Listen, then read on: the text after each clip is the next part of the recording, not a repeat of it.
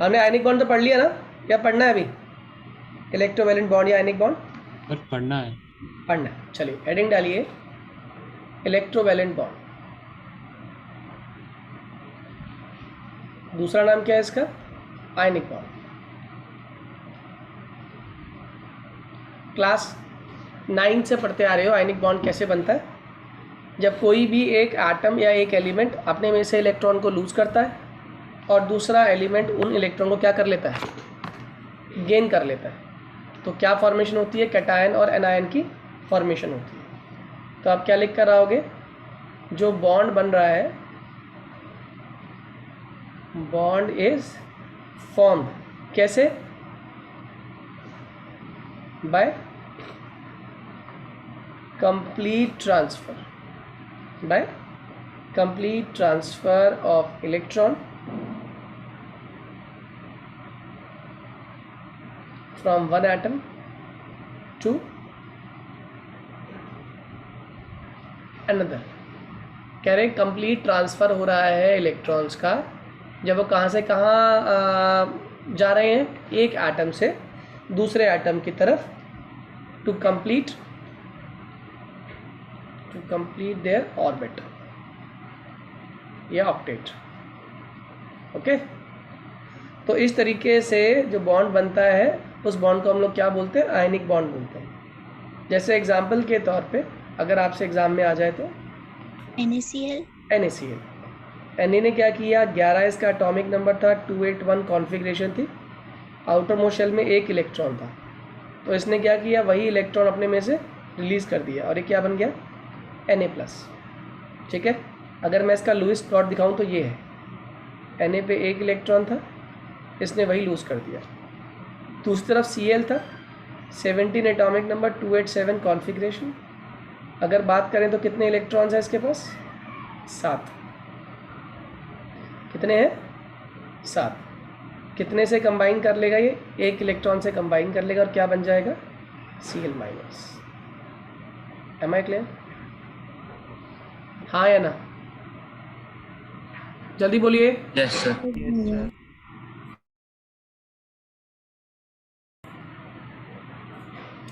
हाँ जी, तो Na ने क्या किया? Na ने वो इलेक्ट्रॉन दे दिया।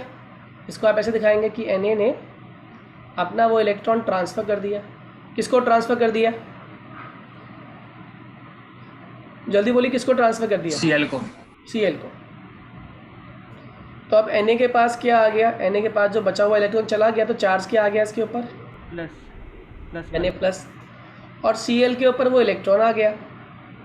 अगर वो इलेक्ट्रॉन आ गया तो टोटल कितने हो गए इसके ऊपर? 8 हो गए।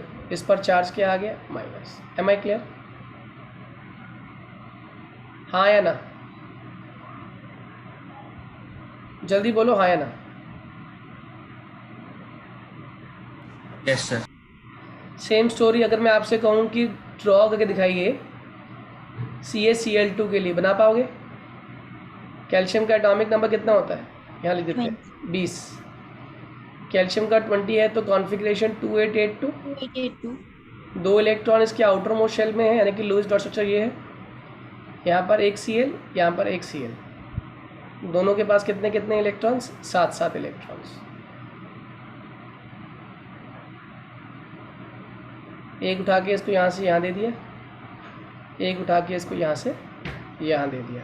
बताओ Ca पे चार्ज कितना आ गया? 2+। 2। और साथ में क्या है? 2 बने हैं Cl, और इन पे चार्ज कितना है? -1। हाँ या ना? दोनों Cl पे माइनस और एक Ca पे +2 चार्ज। इससे बना कौन सा बॉन्ड? आयनिक बॉन्ड बन गया। बात समझ आ गई? आयनिक बॉन्ड क्लास 8, 9, 10 वाली बात है, इसमें कोई दिमाग लगाने वाली बात ही नहीं थी। ठीक है, कोई आपसे पूछे 1 मार्क के लिए इलेक्ट्रोवैलेंसी क्या है, तो ऑब्वियस ही बात है कितने इलेक्ट्रॉन गेन और लूज हुए। नंबर ऑफ इलेक्ट्रॉन नोट की फॉर्म में लिख लेना, नंबर ऑफ इलेक्ट्रॉन्स लॉस्ट और gain during bond formation. Is electrovalency. Electrovalency याद रहेगा। Yes, भैया। अब आ जाइए, कह रहा है क्वेश्चन एग्जाम में आता है what are the factors, factors जो अफेक्ट करते हैं, factors affecting the formation of ionic bond. कौन कौन से फैक्टर हैं जो आयनिक बॉन्ड को गवर्न करते हैं? तो याद रखिएगा कौन कौन से फैक्टर्स होते हैं जो आयनिक बॉन्ड को गवर्न करते हैं, बोलिए। Force of attraction. Force of attraction, किसकी फोर्स ऑफ अट्रैक्शन? पहले एक जो टर्म आती है ना, पहली जो टर्म आती है उसको बोलते हैं आयोनाइजेशन एंथैल्पी। क्या बोला मैंने? कौन सी टर्म है? Ionisation enthalpy. Ionization enthalpy. अब आप मुझे बताओ आयोनाइजेशन एंथैल्पी होती क्या है? The amount of energy required to remove an electron from the outermost shell of gaseous, isolated gaseous atom. बहुत बढ़िया। आयोनाइजेशन एंथैल्पी बेसिकली वो अमाउंट ऑफ एनर्जी है जो चाहिए इलेक्ट्रॉन को बाहर निकालने के लिए, हाँ या ना? अब मेरा क्वेश्चन है, हम बना कौन सा बॉन्ड रहे हैं? आयनिक बॉन्ड बना रहे हैं, हाँ या ना? बना रहे हैं नहीं? जल्दी बोलो। आयनिक बॉन्ड बना रहे हैं, हाँ या ना? Yes, sir. अब आयनिक बॉन्ड बनाने के लिए क्या चाहिए? एक मेटल चाहिए और एक क्या चाहिए? Non-metal. Non metal. मेटल को क्या करना चाहिए? इलेक्ट्रॉन लूज करना चाहिए या इलेक्ट्रॉन गेन करना चाहिए? Lose करना चाहिए. जल्दी आयनिक बॉन्ड कब बनेगा? जब मेटल क्या करे, इलेक्ट्रॉन जल्दी लूज करे या देर से लूज करे? जल्दी. जल्दी लूज करे। तो आप मुझे बताओ आयनिक बॉन्ड बनाने के लिए आयनाइजेशन एंथैल्पी जब बात हो रही है तो ये मेटल्स के रिगार्डिंग बात हो रही होगी। तो मेटल्स Yes. की आयनाइजेशन एंथैल्पी क्या होनी चाहिए बढ़िया आयनिक बॉन्ड के लिए? Low. कम होनी चाहिए. लो आयनाइजेशन एंथैल्पी। मेरी बात समझ आ गई, आया ना? Yes, भैया। तो आप क्या लिख कर रहोगे? आयनिक जो बॉन्ड बन रहा है हमारा, बॉन्ड फॉर्मेशन, ये इन्वर्सली प्रोपोर्शनल है आयोनाइजेशन एंथैल्पी के। Am I clear? Am I clear? जल्दी बोलो। Yes. जितनी आयनाइजेशन एंथैल्पी कम होगी उतनी जल्दी मेटल क्या करेगा? इलेक्ट्रॉन Lose करेगा. आप मुझे बताओ out of sodium and potassium, example out of sodium and magnesium कर दो, चलो, which one would have more tendency to form electrovalent bond? Sir, sodium. बहुत बढ़िया। कितने लोगों को ये बात समझ आ गई? More tendency to form ionic bond. क्या आंसर लिख कर आओगे इसका? Sodium. सोडियम। कितने लोगों को ये सोडियम वाली बात समझ आ गई? आया ना? क्योंकि सोडियम इलेक्ट्रॉन क्या करेगा? आसानी से लूज कर देगा या टाइम लगाएगा? आसानी से lose कर देगा. आसानी से। जितनी आसानी से लूज कर देगा समझ लो उतनी जल्दी आयनिक बॉन्ड बनने वाला है। Am I clear to all? Yes, भैया। सबको समझ आ गई ये story? Yes, sir. Okay.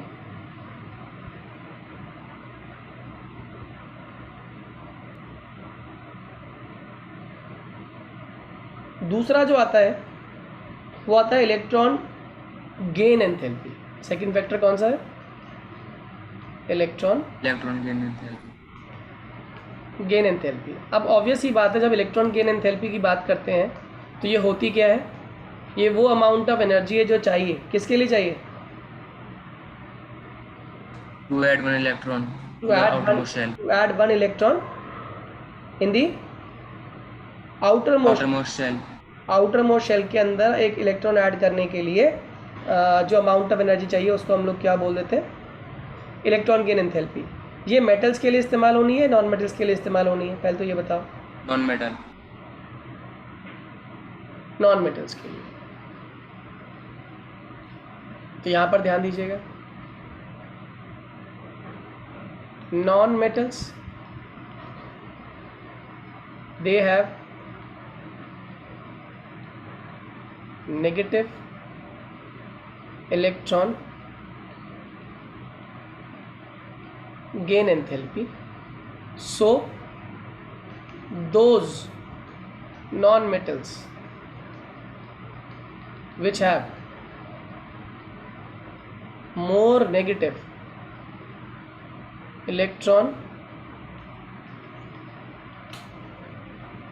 gain enthalpy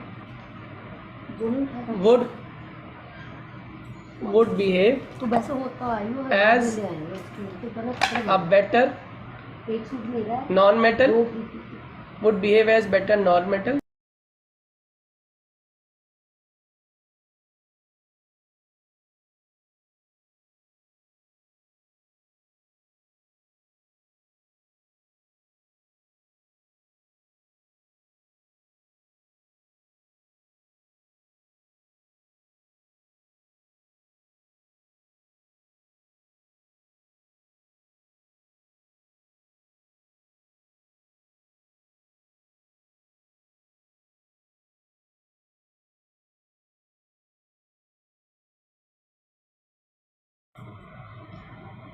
मेरी आवाज़ आ रही थी बच्चों? सर बीच में से चली गई थी आवाज। सर बीच में चली गई थी। अच्छा, एक मिनट रुको ज़रा, स्क्रीन बताइएगा ज़रा शेयर हो रही है नहीं?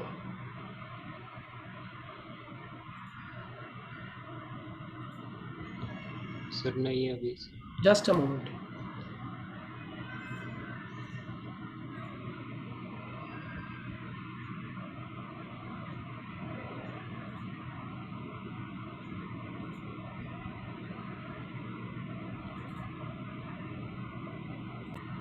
कहाँ से मिस हो गया था बताओ जरा एक बार मुझे। कौन से पर्टिकुलर पॉइंट से मिस हुआ है? जल्दी बोलो। इलेक्ट्रॉन गेन एंथैल्पी समझ नहीं आया था बच्चों? इलेक्ट्रॉन गेन एंथैल्पी समझ आया था, हाँ या ना?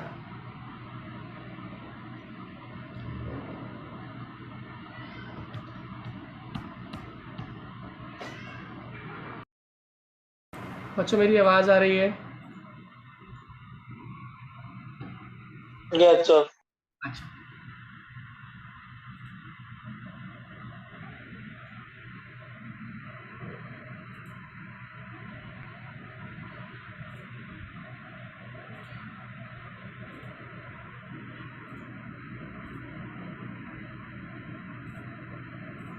बताइए स्क्रीन दिख रही है? यस सर दिख रही है। तो यहाँ पे हमने एक ही बात ध्यान रखनी है कि जो नॉन मेटल हमारे लिए आसानी से इलेक्ट्रॉन गेन कर लेगा वो हमारे लिए एक बढ़िया नॉन मेटल है। और एक बढ़िया आयनिक बॉन्ड बनने के लिए एक स्ट्रॉन्ग क्या होना चाहिए? मेटल होना चाहिए। और एक बढ़िया क्या होना चाहिए? Non metal. Am I clear? हाँ या ना? एक यस सर। बढ़िया होगा मेटल, एक बढ़िया होगा नॉन मेटल, तो क्या होगा? आपका आयनिक बॉन्ड क्या बनेगा? स्ट्रॉन्ग बनेगा। ठीक है, तो आप मुझे बताओ इलेक्ट्रॉन गेन एंथैल्पी साइज पर डिपेंड करती है नहीं डिपेंड करती? इलेक्ट्रॉन गेन एंथैल्पी साइज पर डिपेंड करती है या नहीं? बोलो। यस सर करती है।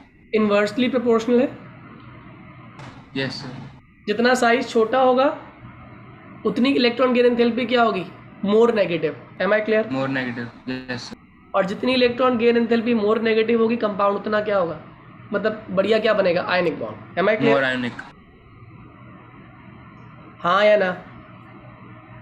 क्वेश्चन का जवाब, यस सर। क्वेश्चन का जवाब देना।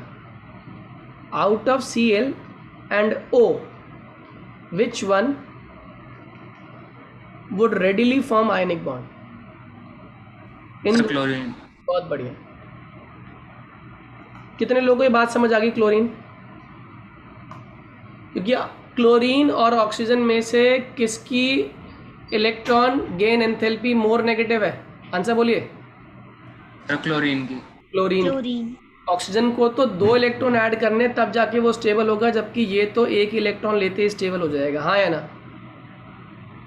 Yes sir. Yes yes sir. ठीक है, तो आप आंसर लिख कर आएंगे out of Cl and O, Cl would have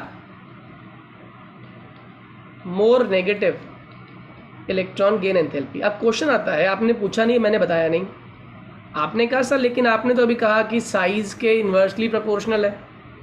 oxygen और क्लोरीन में क्लोरीन का साइज थोड़ा सा बड़ा है, क्यों? ऑक्सीजन और क्लोरीन में ऑक्सीजन का Yes. साइज थोड़ा सा बड़ा है, हाँ या ना? Yes, भैया. लेकिन ऑक्सीजन का साइज थोड़ा ही बड़ा है, लेकिन ऑक्सीजन को इलेक्ट्रॉन कितने चाहिए अपने आप को स्टेबल करने के लिए? 2. एक। ऑक्सीजन को 2, क्लोरीन को 1, राइट? Yes, sir. तो जल्दी इलेक्ट्रॉन लेने वाला है वो कौन है? वो क्लोरीन है। ठीक है, क्लोरीन। केस में जो इसका साइज इसके लिए हल्का सा ड्रॉबैक था, लेकिन इसकी एक इलेक्ट्रॉन की भूख इसकी एडवांटेज बन गई। मेरी बात समझ आ रही है? Yes, भैया. कहानी क्लियर है सभी को? Yes. ठीक है। तीसरी और most important point, lattice enthalpy. क्या बोला मैंने? Lattice enthalpy. What is lattice enthalpy? कुछ भी नहीं है। देखो, एक कैटायन भागा भागा आया, एक एनायन के पास आया। क्या बोला मैंने? एक कैटायन भागा भागा आया, एक एनायन के पास भागा भागा आया। जब कैटायन एनायन को मिलेगा तो इन दोनों के पीछे बॉन्ड बनेगा, और बॉन्ड का मतलब होता है लॉस ऑफ एनर्जी। जल्दी बोलो। तो आप क्या लिख कर आओगे? The energy released, the energy released when the required number of gaseous positive and negative ions combine, क्या कर रहे हैं वो? पॉजिटिव और नेगेटिव आयन क्या कर रहे हैं? Combine to form 1 mole, to form 1 mole of ionic compound is called lattice enthalpy. कहानी क्लियर हो गई? एक आयनिक कंपाउंड बनाने के लिए जितने कैटायन चाहिए, जितने एनायन चाहिए, ये जब आपस में एक दूसरे से कंबाइन करेंगे उस दौरान एनर्जी का लॉस होगा, और जो ये एनर्जी का लॉस होगा इसको हम लोग क्या नाम देंगे? Lattice enthalpy. Am I clear? Yes, भैया. Yes, sir. आप मुझे बताओ, अगर फोर्स ऑफ अट्रैक्शन ज़्यादा स्ट्रांग होगी तो एनर्जी ज़्यादा निकलेगी, या फोर्स ऑफ अट्रैक्शन कम होगी दो के बीच में तब एनर्जी ज़्यादा निकलेगी? फोर्स ऑफ अट्रैक्शन ज़्यादा होगी। ऑब्वियस ही बात है। दो गाड़ियाँ एक दूसरे की तरफ बहुत तेज़ी से आ रही हैं, टक्कर होने पे डैमेज ज़्यादा होगा, या दो गाड़ियाँ एक दूसरे की तरफ हल्की हल्की आ रही हैं, टक्कर होने पे डैमेज ज़्यादा होगा? बोलो। सबसे ज़्यादा स्पीड होगी। ऑब्वियस ही बात है। अब ज़्यादा स्पीड होने के लिए दोनों का साइज़ कैसा होना चाहिए? कंपेरेबल या नॉन कंपेरेबल? कंपेरेबल। मेटल कैसा होना चाहिए? अच्छा मेटल या बेकार मेटल? सर अच्छा।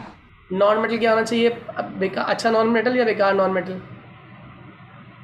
सर अच्छा नॉन मेटल। कितने लोगों को मेरी बात समझ आ गई? हाँ या ना? जल्दी बोलो। आ गई सर। ठीक है, अब मेरे क्वेश्चन का जवाब देना। Yes sir. एक कंपाउंड बनाया मैंने NaCl, एक कंपाउंड मैंने बनाया CaCl2, एक कंपाउंड मैंने बनाया MgO। सही है?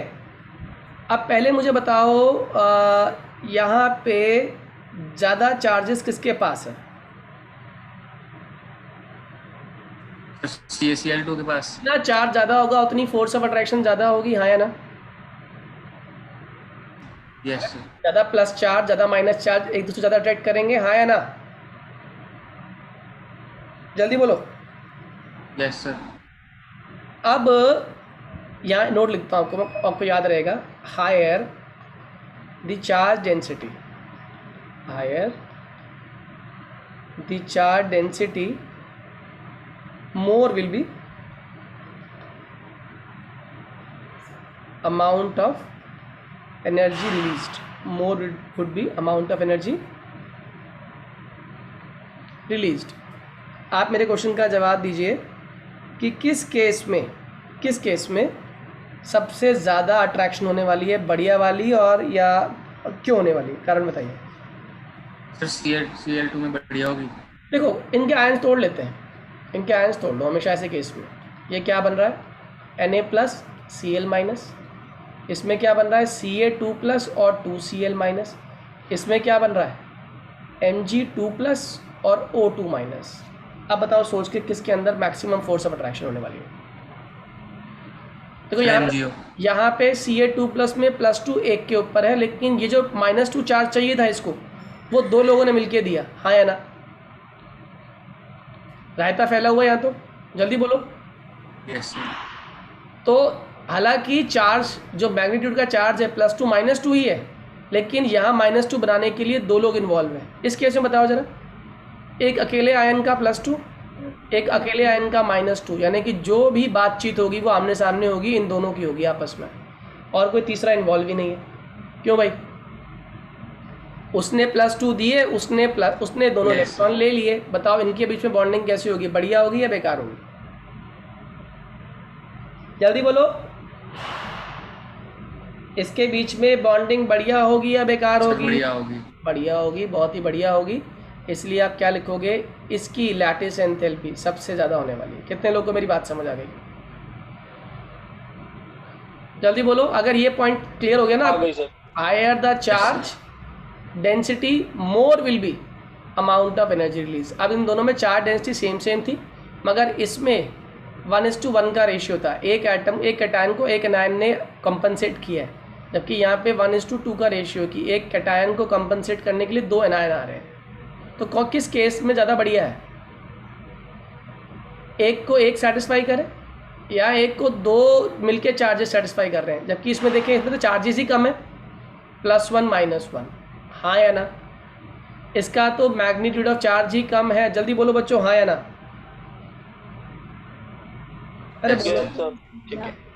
अब जरा ये समझ आ गया तो अगले क्वेश्चन का जवाब दीजिएगा। आपके पास है NaCl, आपके पास है NaBr, बताओ आंसर। अब इसमें दिमाग लगा था ना जरा, तो क्या मत मारना।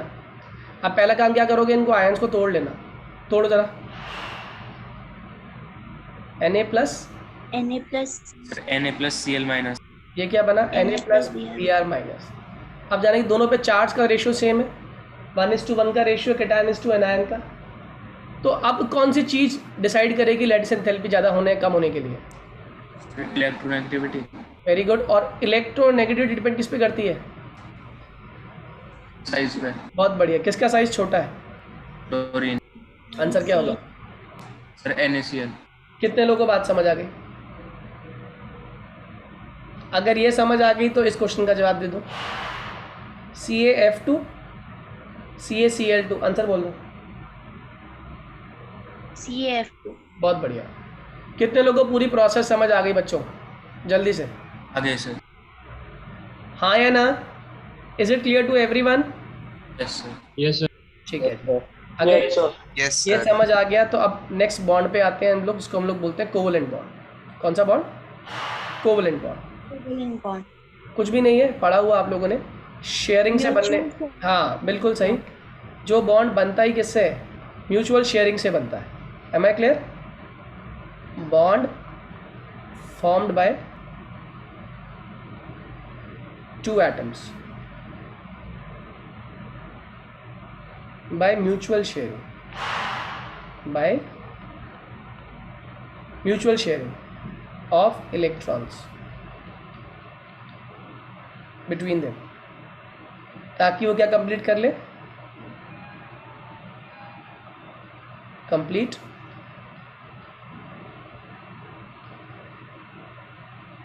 There octet. क्या कंप्लीट कर ले अपनी वो?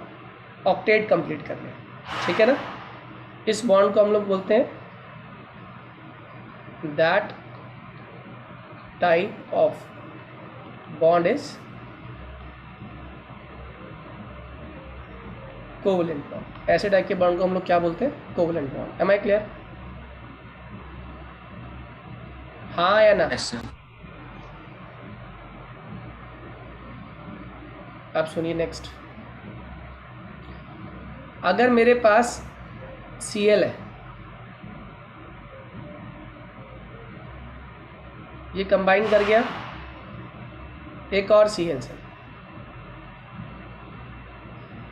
Cl ने Cl से कंबाइन किया, शेयरिंग हो गई, क्या बन गया हमारा? Cl2. Am I clear? बात समझ आ रही है? हाँ या ना? Mutual sharing covalent bond form कर रहा है. कोई ज़्यादा रॉकेट साइंस नहीं है. म्यूचुअल शेयरिंग आपको आती है.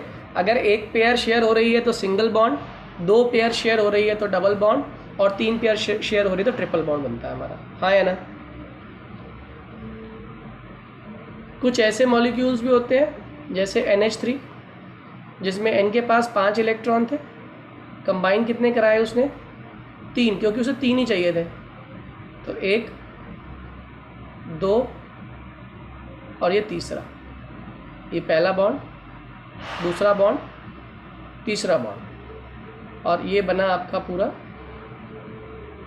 8 इलेक्ट्रॉन. हाँ या ना? जल्दी बोलिए. बन गए 8 इलेक्ट्रॉन कंप्लीट शेयरिंग से. तो ऐसा मॉलिक्यूल जिसमें कंप्लीट शेयरिंग से बॉन्ड फॉर्मेशन हो रही है, ये भी क्या है आपका कोवलेंट बॉन्ड है. इसको ड्रॉ करते हुए आप ऐसे भी लिख सकते हैं NH3 और ऊपर क्या आ गया? Lone pair. What is lone pair? ऐसे इलेक्ट्रॉन्स दो एटम जो एटम मॉलिक्यूल फॉर्मेशन के बावजूद भी जब इलेक्ट्रॉन बच जाते हैं, जो पार्टिसिपेट नहीं करते लेकिन हाँ वो ऑक्टेट का एक इम्पॉर्टेंट रोल प्ले करते हैं, ऐसे इलेक्ट्रॉन्स को हम लोग क्या नाम देते हैं? Lone pair. Am I clear? हाँ. Yes sir. ओके,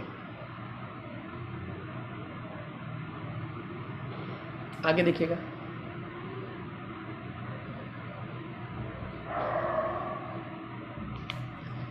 इसके बाद है draw the Lewis dot structure. से कर लिए थे लुइस डॉट कर लिए थे हमारे. हाँ या ना?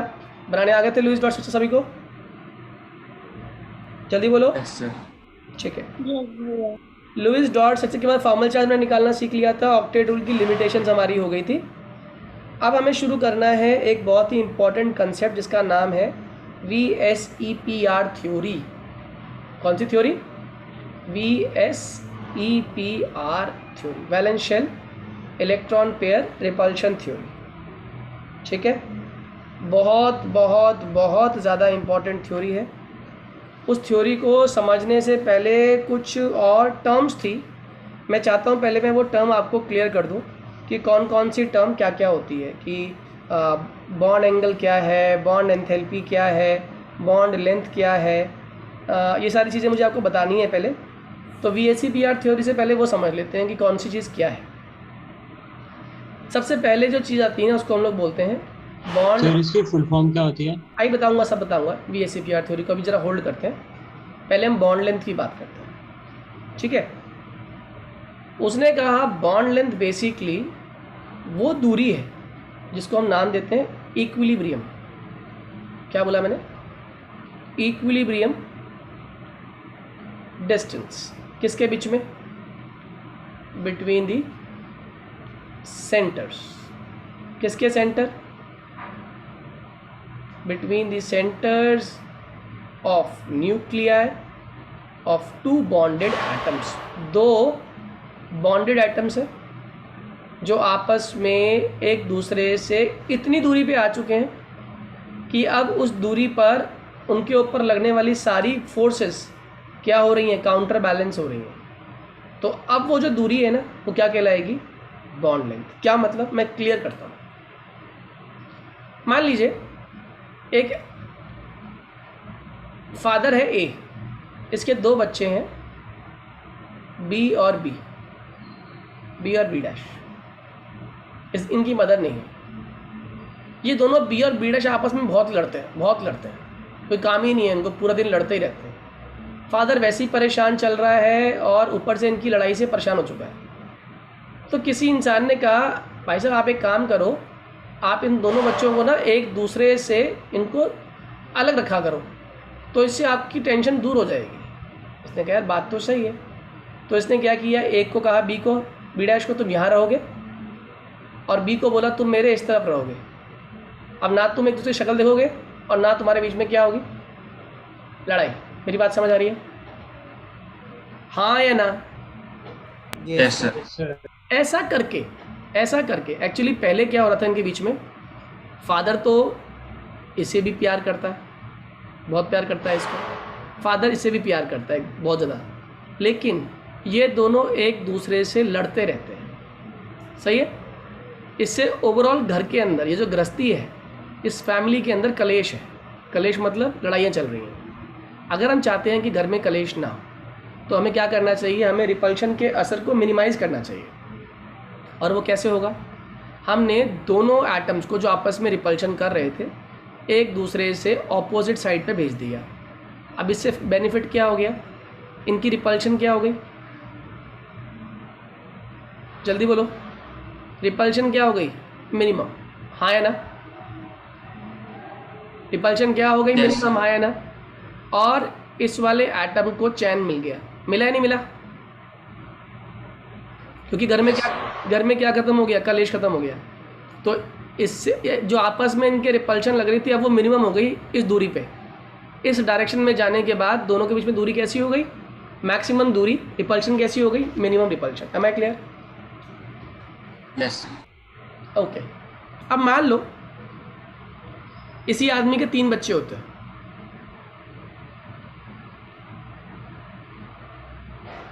आप बताओ, अगर आप समझदार आदमी हैं तो उसको सलाह दो कि इसके बीच में लड़ाई कम से कम हो, क्या करना चाहिए हमें, उनके बीच का डिस्टेंस इंक्रीज करना पड़ेगा। क्या डिस्टेंस लाएं, क्या फॉर्म करें, कौन सी ज्योमेट्री बनाएं? पिरामिड, पिरामिड नहीं बन सकता इसमें, तीन ट्रायंगल, ट्रायंगल। और भी कौन सा ट्रायंगल, इक्विलेटरल ट्रायंगल। बहुत बढ़िया, कितने लोगों को इक्विलेटरल ट्रायंगल समझ आ गया? आगे से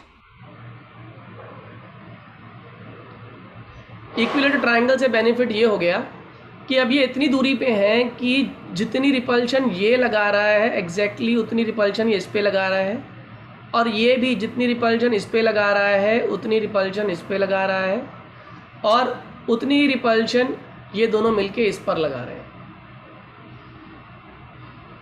हाँ या ना? क्लियर है? यस सही है। यानी एक ऐसी दूरी पे आ चुके हैं ये तीनों एटम्स एक दूसरे से कि इनके बीच में लगने वाली रिपल्शन क्या हो चुकी है, काउंटर बैलेंस हो चुकी है। तो अब ये एक दूसरे से किस डिस्टेंस पर हैं, एक इक्विलिब्रियम डिस्टेंस पे हैं कि इस डिस्टेंस के अलावा कहीं पर भी हल्का बुल्का भी हिले ना तो आपस में रिपल्शन का असर, लड़ाई के असर, चांसेस बढ़ जाएंगे। M I clear? यस आप जरा डेफिनेशन रीड करें एक बार। डेफिनेशन कह रहा है इक्विलिब्रियम डिस्टेंस, समझ आ रहा है? ये इक्विलिब्रियम डिस्टेंस है किसके बीच में, between the centre of nuclei of 2 bonded atoms. ये एटम्स ही तो हैं, उनके न्यूक्लियस ही तो हैं, ये एटम ही तो हैं, उनके न्यूक्लियस ही तो हैं, न्यूक्लियस के बीच की दूरी तो है ये। क्यों बेटा, न्यूक्लियस के बीच की दूरी, यस और वो भी किस पोजीशन पे आ चुके हैं जब वो एटम्स एक दूसरे से इक्विलिब्रियम डिस्टेंस मेंटेन कर चुके हैं। तो अब जो बॉन्ड लेंथ है, यानी कि ये जो बॉन्ड लेंथ है, यानी कि ये जो बॉन्ड लेंथ है, यानी कि ये जो बॉन्ड लेंथ है, ये क्या कहलाती है, ये जो डिस्टेंस है इसे हम लोग क्या बोलेंगे, bond length. Am I clear? हाँ या ना? Yes sir. पूरे संसार में कोई भी बॉडी जो है वो अपने आप को इस तरीके से प्लेस करती है कि उसके ऊपर लगने वाली एनर्जीज मिनिमम लगे, क्योंकि जब एनर्जी मिनिमम लगेगी ना आपके ऊपर क्या ज़्यादा बढ़ जाएगी, आपकी स्टेबिलिटी ज़्यादा बढ़ जाएगी। Am I clear? जल्दी बोलो,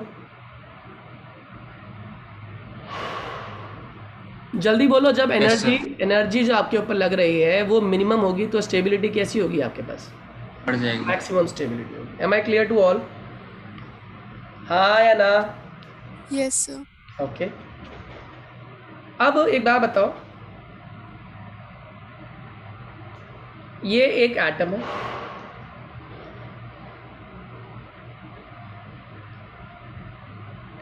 ये दूसरा एटम है, हैंडशेक कर रहे हैं, ठीक। इसने कहा नहीं यार, हैंडशेक तो सिंगल हैंड से होता है, हम गले मिलेंगे। ओके,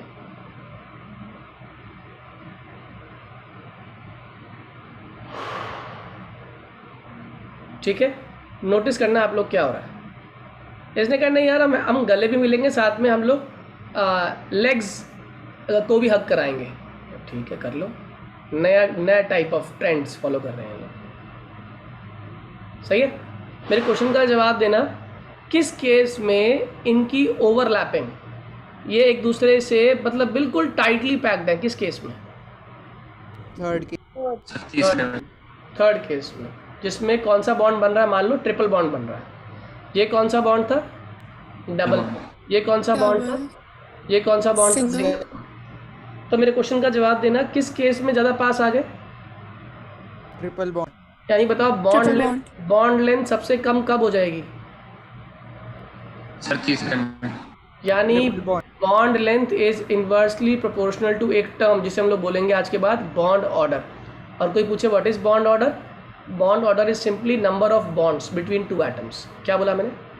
क्या होता है bond order? Number of bonds between two atoms क्या कहलाता है? Bond order. हाँ या ना? जल्दी बोलो, हाँ या ना?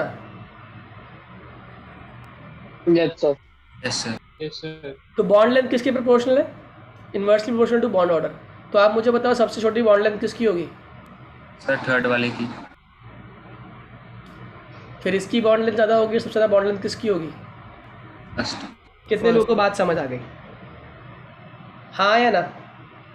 Yes sir. Yes sir. ये बात भूलना मत Yes, आज के sir. बाद। मल्टीपल बॉन्ड्स, तीन तीन बॉन्ड की वजह से बॉन्ड बन रहा है दो एटम्स के बीच में। इतनी ओवरलैपिंग हो चुकी है कि दूसरे के बहुत पास आ चुके हैं। अगर ज़्यादा पास आ चुके हैं तो स्टेबिलिटी क्या हो जाएगी, मतलब बॉन्ड लेंथ क्या हो जाएगी? छोटी हो जाएगी। Am I clear? क्वेश्चन का जवाब देना अगर ये समझ आ गया तो। किसके बॉन्ड तोड़ना सबसे ज़्यादा आसान है? पहला वाला। फर्स्ट वन तो बॉन्ड एंथैल्पी सबसे कम किसकी?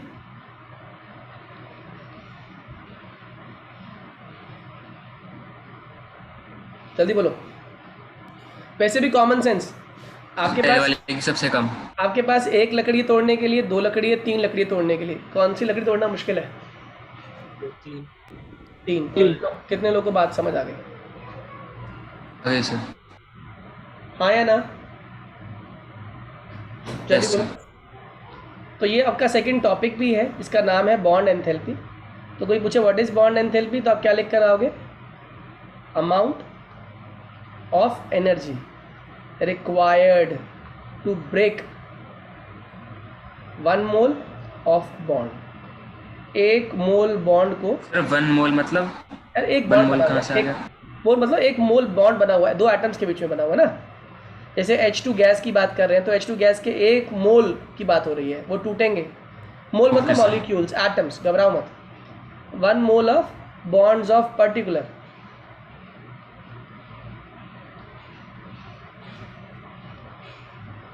type so as to separate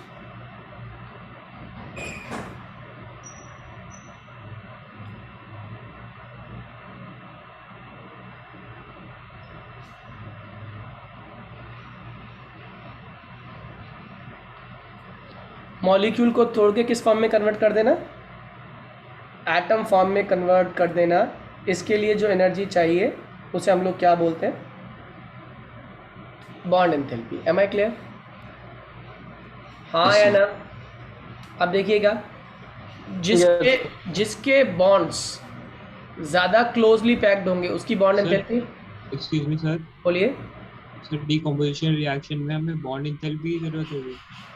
जब भी डीकम्पोजिशन नहीं, बॉन्ड डिसोसिएशन में, बॉन्ड के टूटने में। हाँ, अगर डिकम्पोज हो रहा है, कोई चीज़ टूट रही है और आयनाइज हो रहा है वो गैसियस फॉर्म में, उस दौरान जो एनर्जी चाहिए वो कौन सी है? बॉन्ड डिसोसिएशन एंथैल्पी है।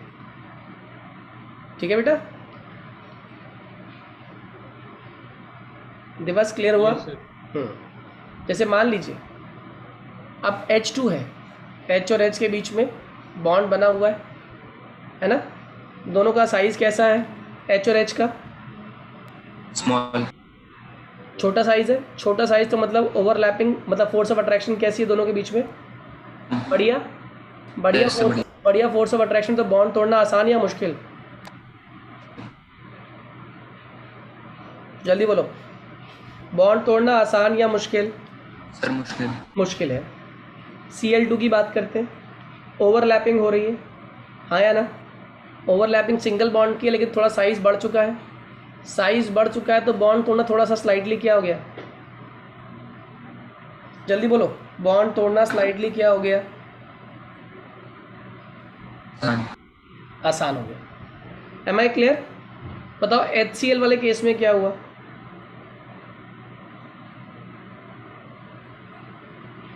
जल्दी बोलो।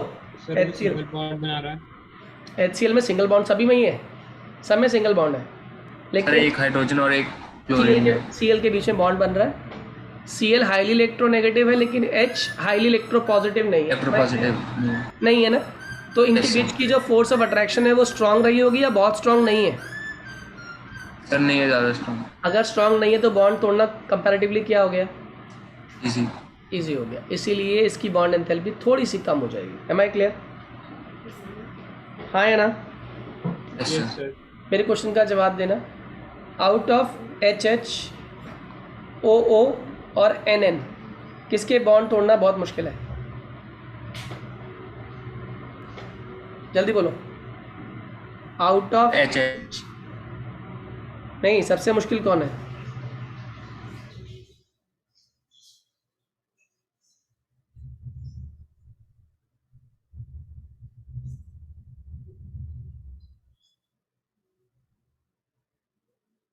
जल्दी बोलो। Sir NN। LHH। सबसे ज़्यादा बॉन्ड तोड़ना मुश्किल किसका होगा, आप मुझे बताओ। Sir NN। सर NN का। NN Yes, के sir. बीच में ओवरलैपिंग ज़्यादा हो रही है कम हो रही है? सर ज़्यादा हो गया। ज़्यादा हो रही है। अगर ज़्यादा हो रही है ओवरलैपिंग तो बॉन्ड तोड़ना उतना ही क्या हो जाएगा, मुश्किल। मुश्किल। जितना बॉन्ड तोड़ना मुश्किल हो जाएगा उतनी स्टेबिलिटी क्या हो जाएगी, ज़्यादा। मतलब उतनी आपको एनर्जी ज़्यादा देनी पड़ेगी। हाँ या ना? Am I clear? ये ऑर्डर है यस सर। बॉन्ड एंथैल्पी का। कितने लोगों को मेरी पूरी बात समझ आ गई? आगे सर। ठीक है। अच्छा, ये तो थे सारे सारे बॉन्ड्स। अगर किसी मॉलिक्यूल की बात करें, मान लो NH2 है, NH3 है, अब इसके अंदर हम कैसे निकालेंगे किसकी बॉन्ड डिसोसिएशन एंथैल्पी ज़्यादा होगी या कम होगी?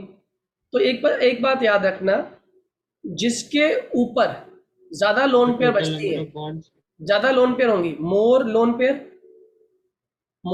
Pair less bond enthalpy. क्यों? क्योंकि जितनी लोन पेयर ज़्यादा होगी उतनी रिपल्शन बढ़ जाएगी, और रिपल्शन बढ़ गई तो हमारा काम आसान हो जाएगा। घर में लड़ाई करा दोगे तो घर को तोड़ना आसान हो जाएगा, मुश्किल हो जाएगा? मुश्किल। अरे घर में लड़ाई करवा दो तो घर के इससे लोग, फिर आसान घर होगा। के लोगों को तोड़ना आसान हो जाएगा, मुश्किल हो जाएगा? आसान हो जाएगा ना। H2 के पास 2 लोन पेयर बची हुई है, NH3 के पास 1 लोन पेयर बची है, तो किस केस में लड़ाई कराना आसान काम है? H2O। इसीलिए H2O की बॉन्ड एंथैल्पी कम है और NH3 की बॉन्ड एंथैल्पी ज़्यादा है। मेरी बात समझ आ गई? हाँ या ना? जल्दी बोलिए। Yes sir. सबको क्लियर है ये Yes, कहानी? sir.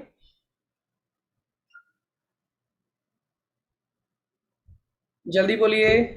सर इसमें हम नंबर ऑफ बॉन्ड से ही बोल सकते नंबर ऑफ बॉन्ड्स भी कर सकते हो लेकिन सारे सिंगल बॉन्ड ही है, तो कोई मल्टीपल बॉन्ड तो है नहीं, तो अमाउंट मैग्नीट्यूड तो सेम ही है हैं। Okay sir. है ना? तो कौन सा फैक्टर है जो हेल्प करेगा? फैक्टर है loan sir pair. Lone pair. Okay, next term जो इसमें आती है जो हमें पढ़नी है वो है बॉन्ड एंगल। अब मॉलिक्यूल ने अपनी अपनी जगह ले ली, एटम, एक मॉलिक्यूल के अंदर एटम ने अपनी अपनी जगह ले ली, और जगह भी कौन सी ले ली, इक्विलिब्रियम पे आके बैठ गए। इक्विलिब्रियम पे क्यों बैठ गए? कि किसी की वजह से कोई दिक्कत ना हो, रिपल्शन मिनिमम हो जाए। तो ऑब्वियस सी बात है उस केस में सेंट्रल एटम से आप कुछ दूरी लेके बैठे हो, हाँ या ना? जल्दी बोलो, कुछ दूरी लेके बैठे हो Yes, नहीं sir. बैठे हो? जैसे एग्जाम्पल के तौर पे BF3, ये B फादर है, 3 बच्चे हैं, कहाँ कहाँ भेजोगे इन्हें?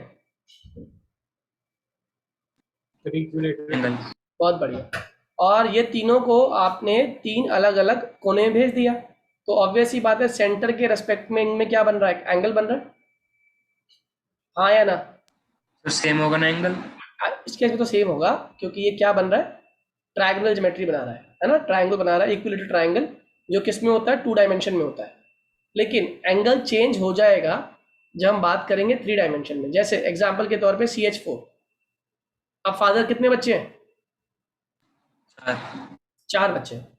4 बच्चों को आप कैसे भेजोगे, कहाँ भेजोगे, स्क्वायर स्क्वायर। आपने कहा चलो स्क्वायर ले लेते हैं, मैंने कहा बात तो सही है स्क्वायर। तो स्क्वायर लेकिन कौन सी शेप होती है मैथ्स में, 2D या 3D,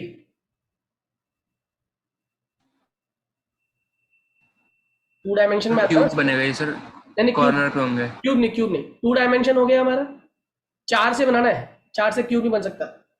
2 डायमेंशन बनता है हमारा, ये XY प्लेन में बनता है ना बच्चों, हाँ या ना, XY या YZ या ZX, सिर्फ 2 ही प्लेन में बनता है, इसीलिए ये 2 डायमेंशन कहलाता है। मैंने कहा मैं आपको इतना मौका दे रहा हूँ कि आप अपने इन चारों बच्चों को 3 डायमेंशन में भी भेज सकते हो। आपने कहा बस ये तो कमाल हो गया मेरे लिए, क्यों, आपने क्या किया, एक जो सबसे ज़्यादा लड़ाकू बच्चा था ना, उसे प्लेन से बाहर कर दिया, उसे भेज दिया थर्ड एक्सिस पे, और जो 3 बच्चे हैं ना, उन्हें इक्विलेटरल ट्रायंगल की तरह रख दिया, इक्विलेटरल ट्रायंगल की तरह। मेरी बात समझ आ रही है आपको, ये ट्रायंगल समझ आ गया आप लोगों को, हाँ या ना, मैंने ऊपर से दिखाया है व्यू आपको, ये कुछ ऐसा है, यस सर, आ गया। ये कुछ ऐसा है, CH HH, ये तो बन गया ट्रायंगल, सही है। जो चौथा वाला है ना, वो इन तीनों को डिस्टर्ब ना करे, तो आपने क्या किया, उसे ऊपर प्लेस कर दिया। कितने लोगों को मेरी बात समझ आ गई ये वाली, जल्दी बोलो। अगर इसे विजुलाइज कर लिया तो आपको पूरी कहानी समझ आ गई। पता है क्या ज्योमेट्री बना रहा है, ये ज्योमेट्री कहलाती है टेट्राहेड्रल। पिरामिड टेट्राहेड्रल क्या बोलते हैं इसको, डायमंड की शेप यही होती है बेटा। क्या ज्योमेट्री है इसकी, टेट्राहेड्रल। 4 फेसेस बन गए इसके, दिख रहे हैं आपको 4 फेस, दिखाओ, देखो, ये पहला फेस, ये दूसरा, ये तीसरा, और ये पूरा ट्रायंगल जो नीचे है वो चौथा फेस। कितने लोगों को बात समझ आ गई, अरे सर 4 फेस बन रहे हैं। हेड्रल मतलब क्या होता है, फेसेस, टेट्रा मतलब 4। तो 3 डायमेंशन में बनाते ही हमारे पास ऐसी ज्योमेट्री बन गई जिसमें रिपल्शन का असर भी मिनिमम और मिनिमम हो गया, और स्टेबिलिटी क्या हो गई, बढ़ गई। तो इसलिए ध्यान रखना, जब भी 4 बॉन्ड्स बनाने हो तो बेस्ट ऑप्शन क्या होगा, टेट्राहेड्रल। स्क्वायर का ऑप्शन किस केस में होता है, 2D के केस में। तो आप पहले पूछेंगे किस में बनाना है, 2D बनाना है, 3D बनाना है। जनरली 3D बना सकते हो आप, तो 3D बनाओगे तो क्या बनाओगे, आप टेट्राहेड्रल बनाओगे, आप स्क्वायर ज्योमेट्री नहीं बनाओगे। मेरी बात समझ आ रही है। और टेट्राहेड्रल के अंदर जो बॉन्ड एंगल होता है ना बच्चों, वो होता है 109 डिग्री 28 मिनट्स। कितना होता है, 109 degree 28 minutes. Am I clear to all, yes sir, पूरी स्टोरी समझ आ गई आप लोगों को, यस चलिए सर। बोलिए, सही बच्चों को समझ आ गया।